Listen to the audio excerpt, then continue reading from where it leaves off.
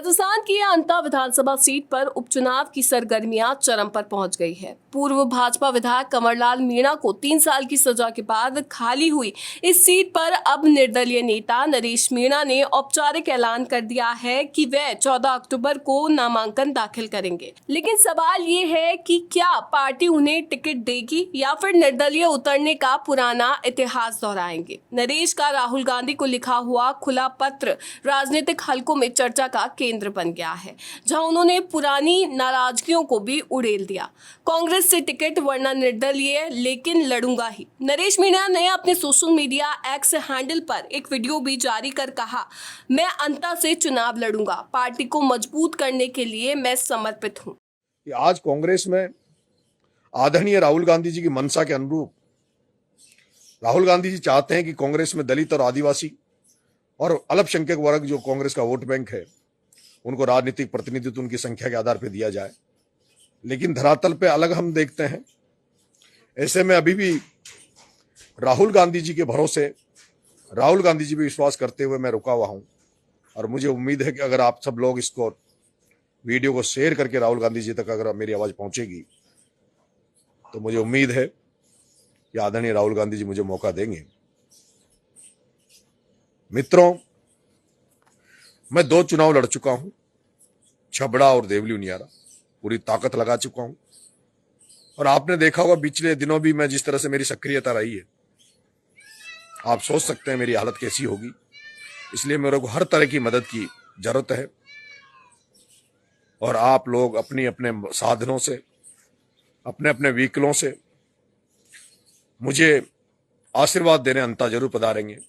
अंता के हर बूथ, हर गांव के लोगों से मेरा आग्रह है, क्योंकि मैं अभी अंता में ज्यादा परिचित नहीं हूं, ज्यादा लोगों से मेरा मिलना हुआ नहीं है, लेकिन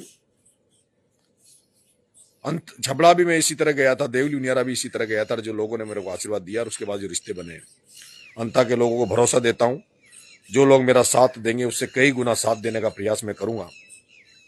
अंता की जनता मुझे मौका देगी तो मैं भरोसा देता हूं कि मुझे मौका देने के बाद में अंता की जनता को कभी ये नहीं लगेगा कि हमारा जनप्रतिनिधि जिसको हमने चुना है वो हमें साथ नहीं मिल पा रहा उसका। ऐसा कभी भी मौका उनको मैं नहीं दूंगा।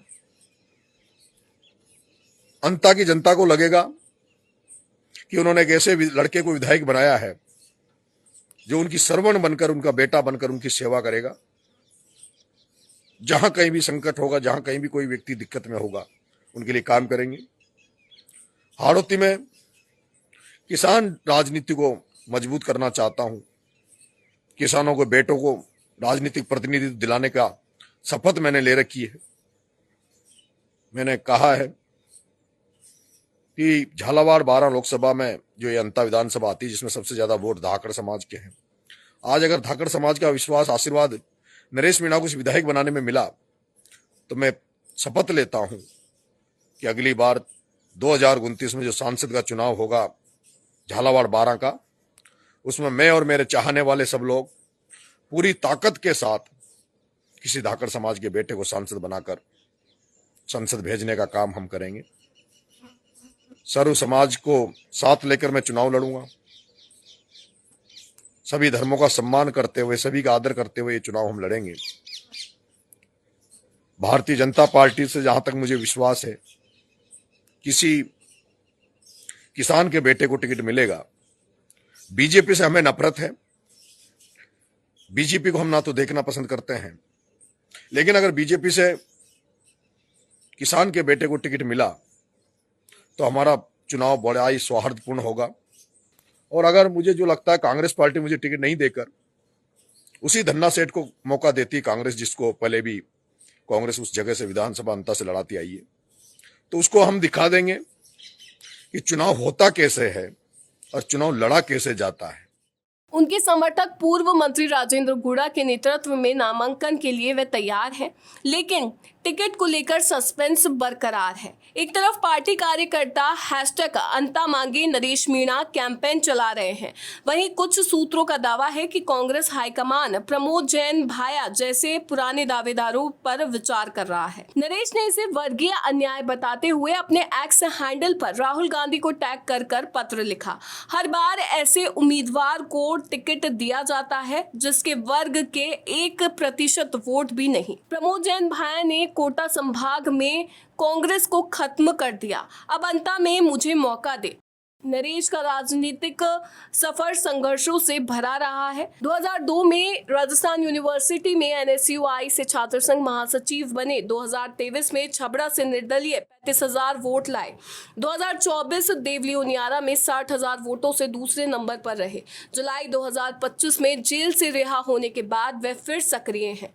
पूर्व CM अशोक गहलोत ने भी उनका समर्थन किया था। लेकिन क्या राहुल की युवा आदिवासी प्राथमिकता यहाँ काम आएगी या नरेश फिर बगावत का रास्ता चुनेंगे? आपको बता दें कि अंता सीट कांग्रेस का पुराना गढ़ रही है, लेकिन हाल के चुनावों में भाजपा ने इसे छीना। 2000-2013 तक कांग्रेस का दबदबा रहा, लेकिन 2013-2018 तक भाजपा, फिर 2018-2023 में कांग्रेस और 2023 में भाजपा के कंवरलाल ने कब्जा जमाया। कुल 2,27,563 वोट के साथ ये मीना गुजर ब्राह्मण वोट बैंक का केंद्र है। भाजपा की ओर से वसुंधरा राज्य के करीबी या स्थानीय चेहरा उतर सकता है, जबकि कांग्रेस में नरेश मीणा वर्सेस प्रमोद जैन भाया की जंग पार्टी को कमजोर कर सकती है।